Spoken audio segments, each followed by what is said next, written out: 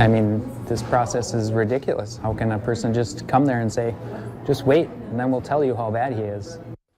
Some people living in Kindred, North Dakota reached out to our whistleblower hotline after they say a sex offender moved into their neighborhood without his threat level determined yet, meaning he could be deemed a high-risk offender, but that might not be decided for months.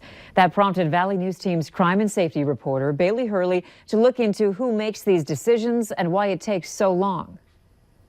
Well, it angers me. I mean, that's like putting a rattlesnake pit in your backyard, you know. I mean, it's just waiting for something bad to happen. Receiving this notification from the Cass County Sheriff's Department was not what people in Kindred wanted to see, especially those like Johnson, who live just down the street from the Minnesota-based offender. But just the thought of having him in the community just makes you sad that they have to be there.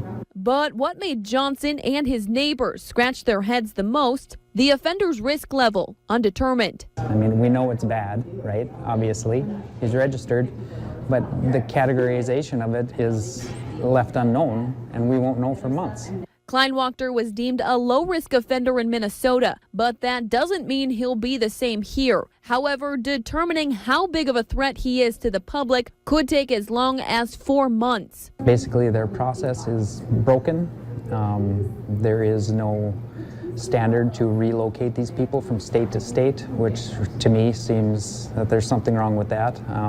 Why could another state just give us their issues without asking? And despite popular belief, it's not the Cass County Sheriff's Department who determines what an offender's risk level is, rather a committee with the Attorney General in Bismarck. And so, you know, in those times where we're waiting to get that risk level assessment back, it is, you know, somewhat of a hindrance for us. I think there should be an application process for somebody like this to move into a new community, because right now we are stuck with a person that they have not categorized yet, and we have to wait months for that to happen. So basically they place them here and they say, we'll tell you how bad it is. But Sheriff Jesse Johnner says the best way to speed up the process is simply just states having their paperwork better prepared. It really comes down to how efficient can states be amongst each other to get this information from state to state,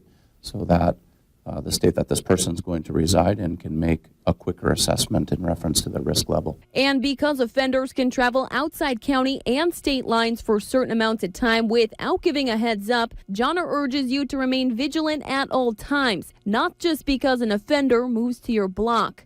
And although Kleinwachter's assessment hasn't been done yet, Johnner says that doesn't mean the Sheriff's Department isn't monitoring and checking in with him or any undetermined offender.